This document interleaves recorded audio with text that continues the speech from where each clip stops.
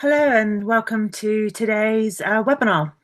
I hope that you're all safe and well. Can I ask you to type in the chat box if you can hear me okay? We've had some problems in the past where I've not been clear. So if you could just type in the box, I'd really appreciate that, and then we will kick off.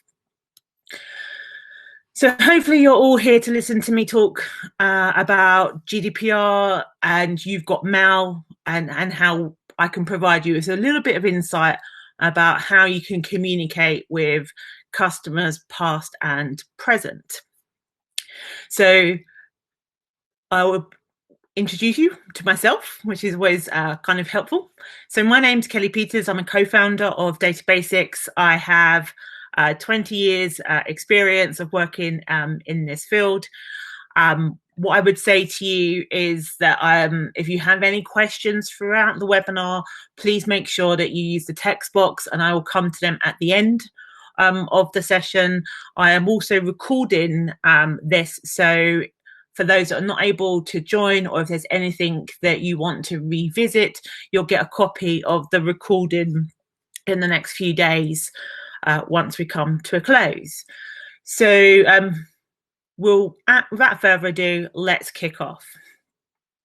So what I really wanted to talk about today is, I'm sure like me, many of you have probably received a significant increase in emails from customers, from people you weren't even sure you were on their mailing list.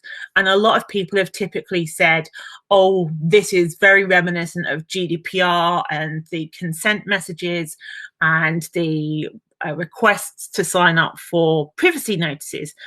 And what I really wanted to say is that some of that is true, some of that is false, and we're going to discuss the importance of understanding your communication purpose and the lawful basis from a data protection perspective that you need to consider.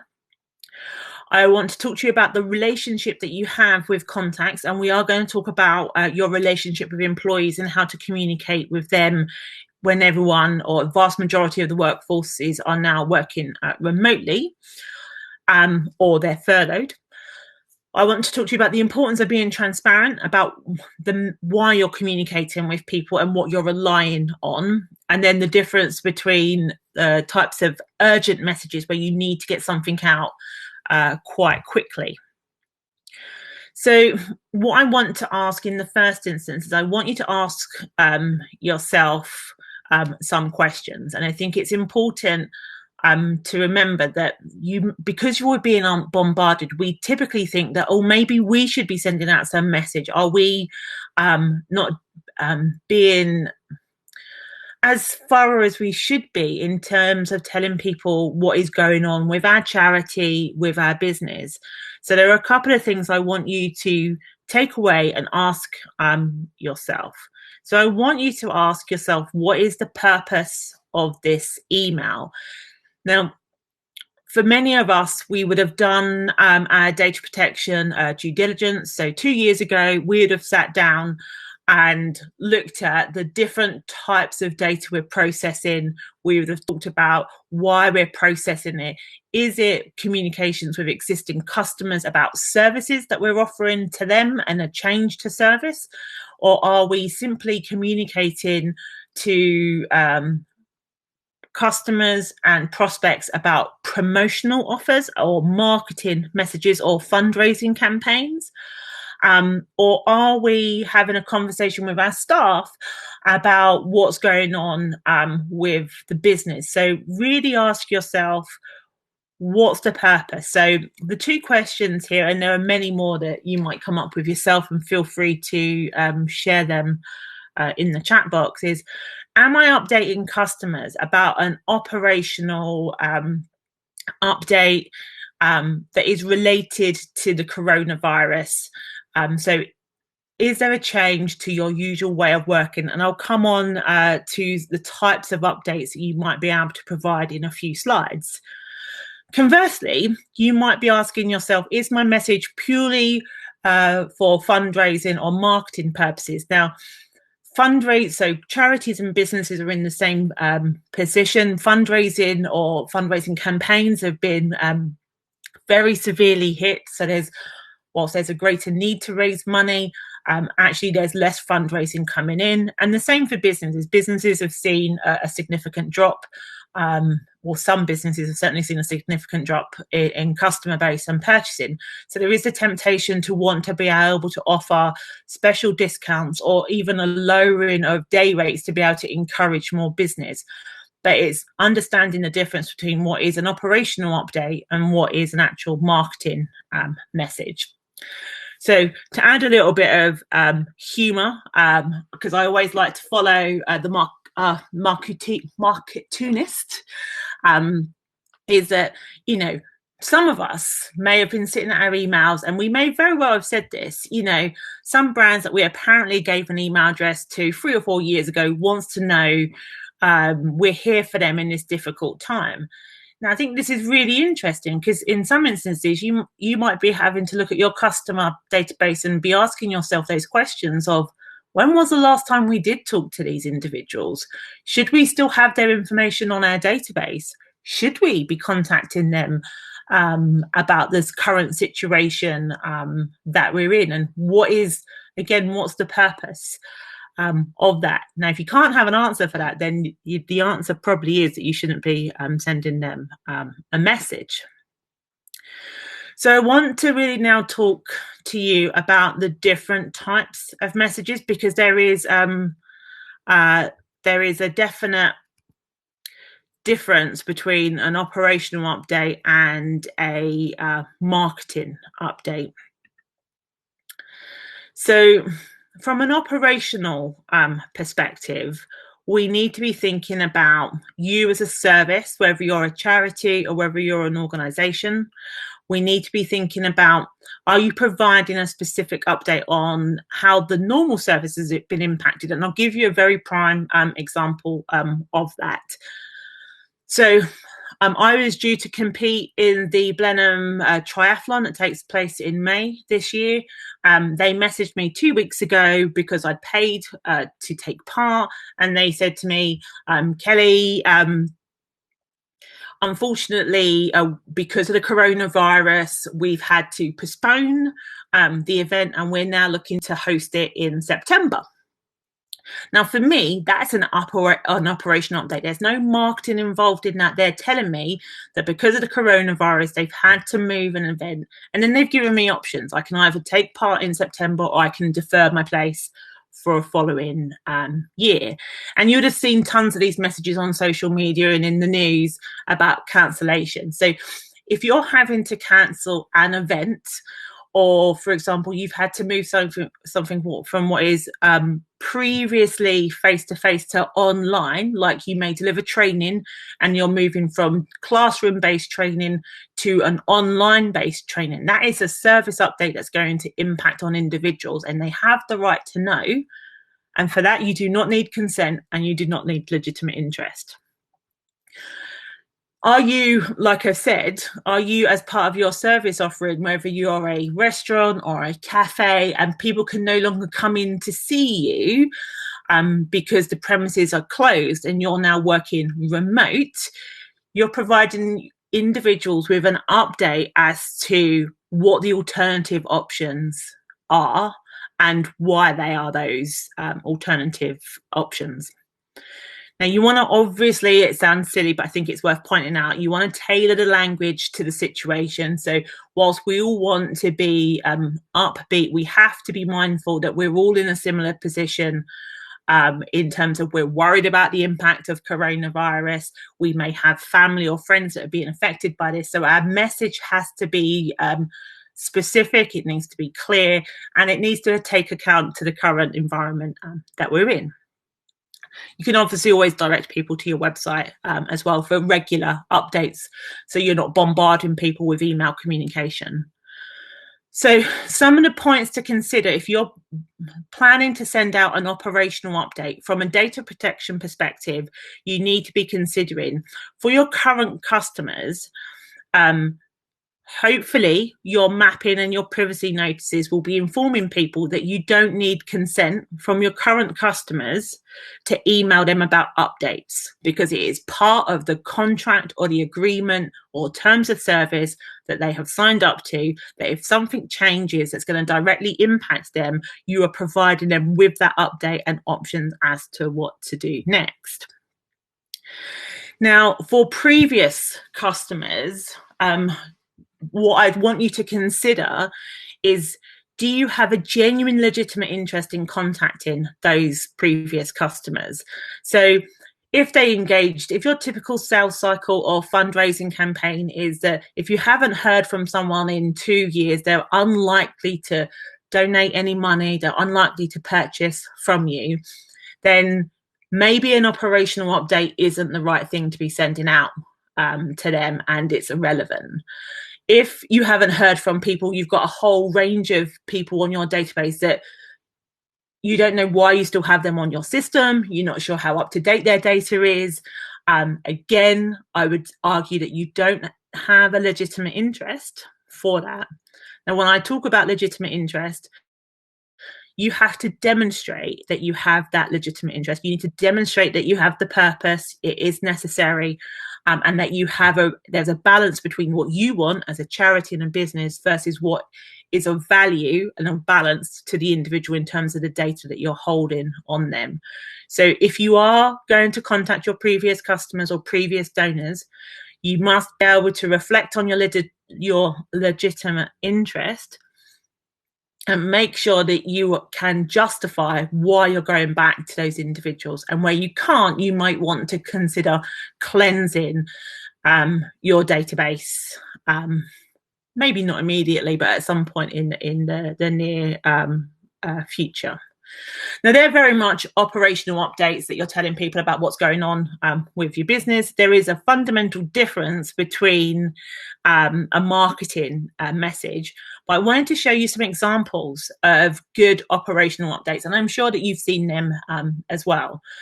So I've chosen 2 that I've seen. So Asda asked customers who are placing online orders to try to be more flexible with their delivery times, because obviously people are no longer going in droves to the supermarket. There is an increased demand for online services. So Asda are communicating with its customer base to say, please be mindful that we've got an increased demand. Please let us know if your household is managing someone or is self-isolating because of COVID. We will tell you how our drivers will address that. So leaving maybe the food, knocking the door and leaving the food outside the house, not necessarily depositing it in the house. And then Santander was very similar to say, we've got reduced staffing because of the impact of staff potentially self-isolating. So times may be a little bit longer. So please be a bit patient when you're making calls. So these are very useful operational updates, and you may well wish to do something very similar with your customer base. However, marketing messages are more about that promotional kind of campaign that you're running. So you may now be offering a discount. And an example would be, we have an online course that we have a standard fee for. We might say we want to be able to offer a 25% discount on our online course. Now, that's very much a marketing message. And what we need to be clear about is, who are we sending that marketing message to? We may also decide that, or as some of you may decide, that actually a way to encourage new customers is lowering your prices because there is less financial certainty at the moment. You may want to be able to promote the good work that you're doing in terms of within the community as part of your corporate social responsibility. So you are offering free coffee, free cakes, free food, or you may be doing free deliveries to vulnerable adults. These are all kind of ways of promoting your service, but they're not an actual operational update. And if you're a charity, you may be again trying to start some fundraising campaigns in this current challenging time. So very much like the operational update, I want you to consider some of the following. So if you're offering marketing messages, the only lawful reason that you can communicate with individuals is you either have consent or you have a genuine legitimate interest to communicate with them. Hopefully that's all described in your privacy policies and your information asset registers. Importantly, you must give people the option to opt out. They must always have that in any kind of marketing message. Whereas with an operational update, there is no opt out, because what you're relying on is a contractual relationship between you and your customer. You want to make sure that you are not contacting people that are on your suppression list. And when I talk about a suppression list, these are people that have previously told you they do not want to receive marketing messages. The current situation doesn't give you any more justification to go out and reuse that list for marketing purposes. They've said no, they must remain no. And as I referred to just a moment ago, the only options you can rely upon is you either have consent to send marketing messages or fundraising campaigns, or you have demonstrated a genuine legitimate interest for those marketing messages. If you have neither of those, then the answer is that you're unlikely to send those marketing messages electronically. What I would say is, if you wanted to send flyers via the post to individuals where there's no named person on the actual physical letter that you're posting or the flyer that you're posting through someone's doors, there is no personal data on that paper hard copy that you're putting through someone's door, therefore data protection doesn't apply. Because data protection is very much about people's personal data, where you're not processing personal data that identifies them, then you do not need to adhere to the data protection regulation. But that is only for postal marketing, where you are sending it to the occupier of the house. If you named the person, you do need to be mindful of the regulation. So I want you to stop and think before you even start sending out these messages. So you know that you want to send a service update. You also know that you've got some promotional marketing messages that you want to send out, which is fantastic. So you've got a very clear purpose. You know that you're going to be relying either on contract for your service updates or consent or legitimate interest for your marketing updates. But when you look at your database, have you looked at the retention periods? Do you know that everybody that is on your database would expect to hear from you? So do you have people that you haven't heard from in 10 years and now suddenly getting a message from you, maybe out of the blue, and it may also sit outside of the retention periods that you set out for marketing messages? So you may say, anyone where you haven't heard or engaged with after 2 years, they should no longer be on your marketing database. Then anybody that's 3 years or older, you shouldn't be sending a message to, and in fact shouldn't be on your database. You may have a different retention period for previous customers, and in fact you may say previous customers typically buy from you or donate every 4 or 5 years. Therefore, you only want to be going back as far as that 4 or 5 year period.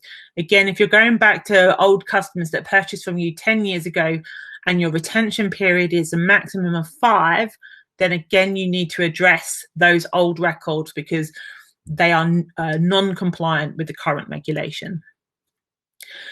Secondly, I really want you to consider the strength of the relationship that you have with the individual. So if they have previously bought from you in the last 12 months, you may be able to genuinely demonstrate that there is still a legitimate interest from your previous customers to hear from you. So again, revisit the legitimate interest assessment that you've done, make sure it's still valid, and then by all means, send out the message. So that's very much customer, donors, people that wish to be able to maybe prospects and stuff. But you may also have a different kind of approach for staff, because staff are, a lot of us are now working remotely. You still can communicate with your staff whilst they're in the remote setting. In actual fact, I think there's never been a better argument to communicate and keep connected with your staff than there is right now where we are remote. So your staff, or even volunteers, if you are a charity that relies heavily on volunteers or supporters, they would expect to hear from you. So you're, as an employer, you have a legal responsibility to be able to make sure that your staff are kept up to date with what you're doing as a business, how you're managing the COVID-19 situation for your business, what are the potential challenges that are being faced, who in the team is responsible for X, Y, and Z, how's the best way of being able to contact to people, and how can you ask questions. So the data protection regulation very much asks you to be transparent about what you're processing and why you're processing. Employee communications are very much part of that employment contract. What I would say is, if because of coronavirus you have you're processing new information on your staff, so where previously you would phone them on an office number and that office number is not available to them whilst they're working remotely, and you've now had to take their mobile number or their house number, be clear with them about why you need that telephone number, how you're using that number, and that it's only for the duration of the coronavirus. Once you're back into the office, the main way you'll be contacting them will be via that method. Make sure you know when you're going to provide regular updates. So are you going to have daily team check-ins? Are you going to have weekly staff meetings, or are you going to send out weekly staff updates via email? What's the method that you're going to be telling staff about them? And again, this is not about them opting out of those messages. This is about you providing your legal requirements as an employer. But I think we also need to be mindful from a data protection perspective. You may be pushing out a large lot of new technology to your staff. So you may have been introducing WhatsApp. So you may have now WhatsApp team groups or WhatsApp fundraising groups with your volunteers that you've previously never had. So again, you're processing their mobile phone number, their personal mobile phone, where you didn't before. So again, be clear about how you're using that and how you're going to use that WhatsApp group and how long you're going to use that data. Be very mindful of the conversations that you're going to have in the WhatsApp group. Obviously, confidential information, it's best to have on a one-to-one conversation.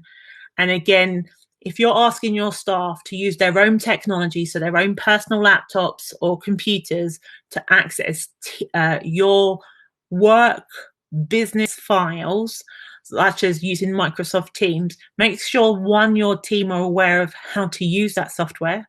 Make sure your team are aware of that their systems need to be updated. Their personal computers need to have up-to-date antivirus software, as well as up-to-date operating systems, because you don't want to put yourself at risk of a breach whilst your workforce are working remotely.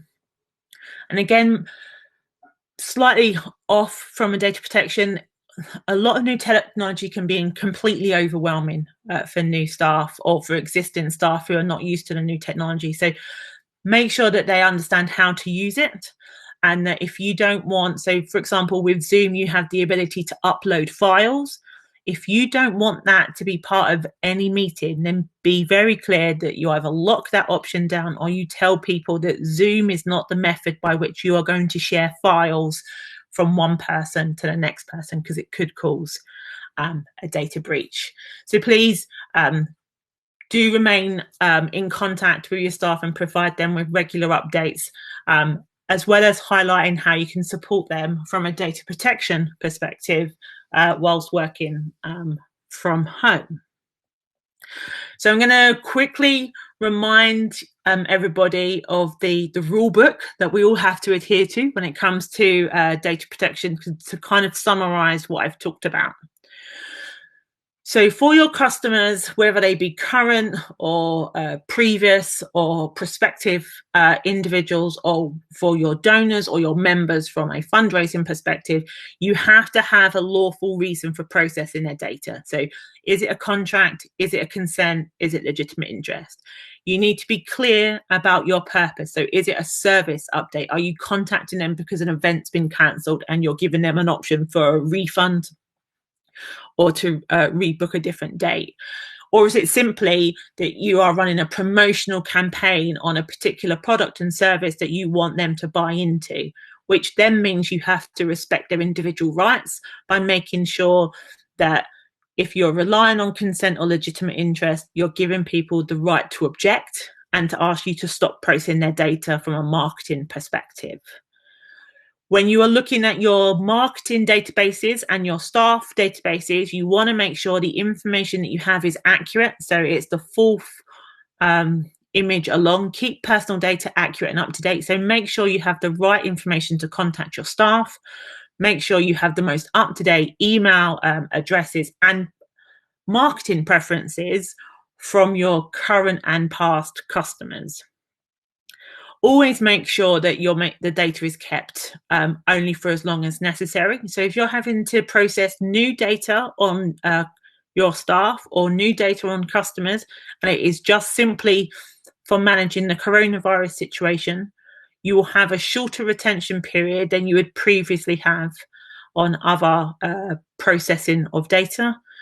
But also be mindful that if your retention period says that you should only be having marketing data for 2 years and you realize that you have marketing contacts that go back 4 or 5 years, that there is a cleansing exercise that will need to be considered. Always make sure it's secure. So the challenge now of us all working remotely is that we're rolling out new systems super quick. So you want to make sure that people understand the risks that are inherent in that new tool and why you're using it to communicate, but how you can reduce the risks of any potential breaches. And I will touch on the accountability in the next few slides, but everybody is responsible for data protection.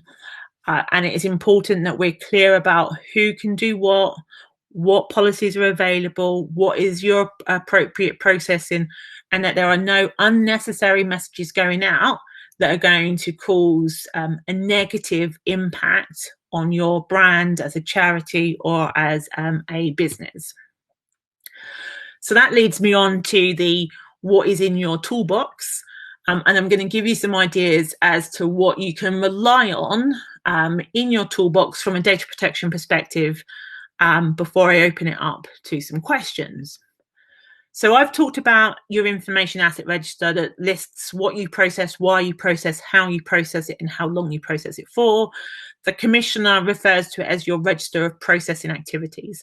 So if you're uncertain about why you'd be communicating with a customer, whether it be marketing or a service update, I would want you to refer back to your register to determine that you have the right lawful basis for processing the data.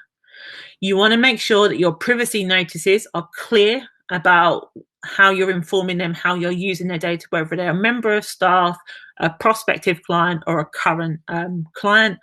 And again, remind them of what their rights are. So if you're marketing campaigns, they have the right to object. So your privacy policies should support that. If you're rolling out new technology like Zoom, or you've adopted WhatsApp widespread, or you have using GoToMeeting or whatever technology is that allows you to communicate remotely, have you conducted a privacy impact assessment to make sure that you've considered all of the risks?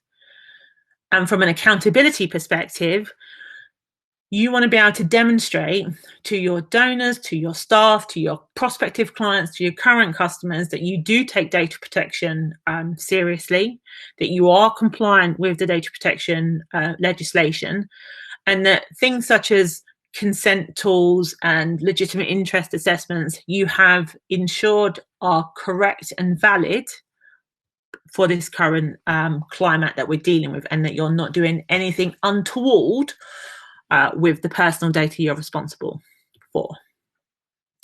So that was quite a whistle-stop tour of communicating whilst being compliant with the data protection law in this country. So now it's over to you.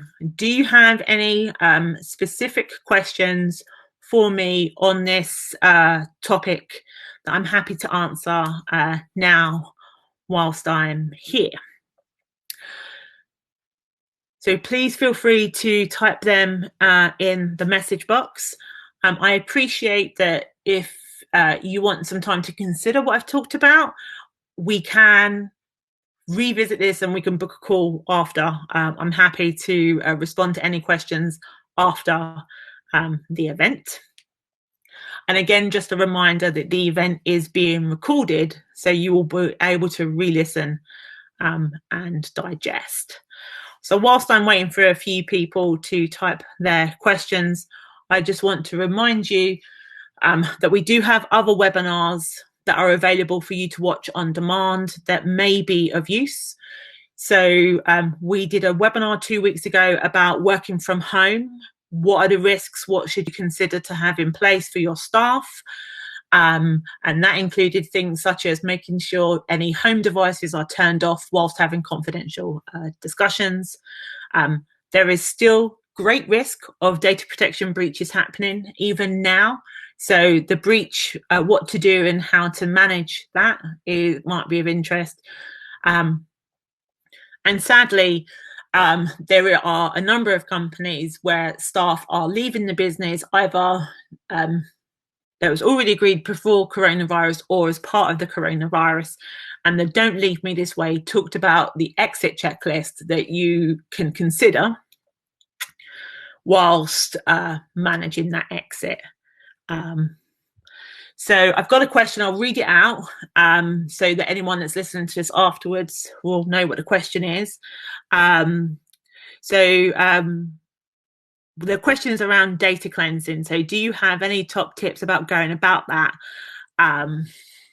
So for me, the important thing is if you've got a whatever database you have, whether it be customers, whether it be prospective customers, like you're using like a CRM like Salesforce, or you've got a marketing campaign tool such as MailChimp.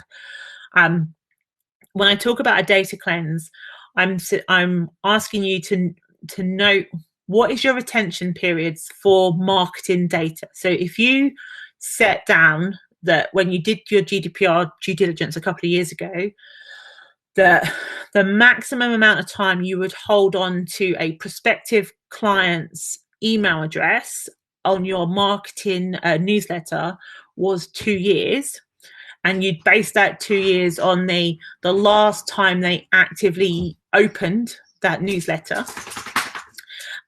If they haven't opened a newsletter in 2 years, the question you need to ask yourself is, are they still a relevant marketing contact for you to have?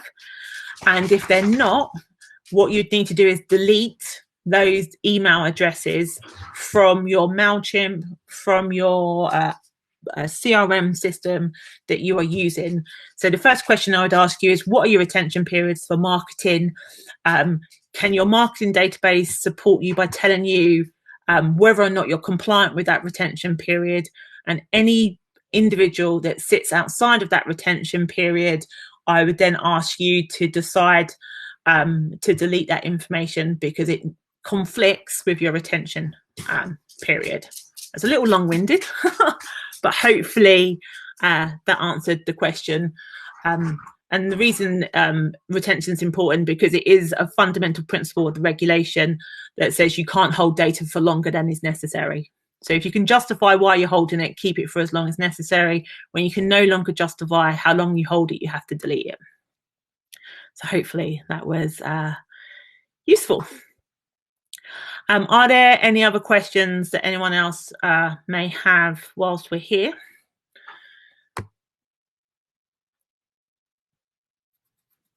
Okay.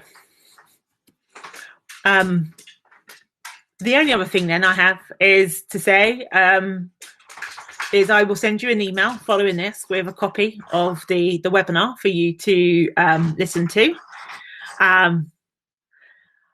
So there are, for the retention question as an addition. For marketing, you typically set your own retention periods. If you are legally obliged to hold data, the law will tell you how long to hold data from an employee perspective, for example.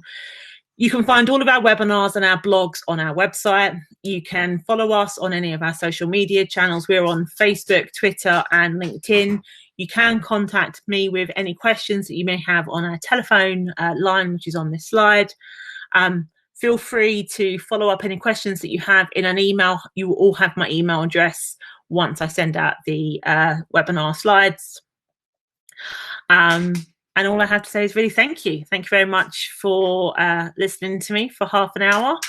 If you have any other questions, I'll follow up with them after the webinar. I appreciate the time that you've given me today. And I hope you'll keep safe and sane.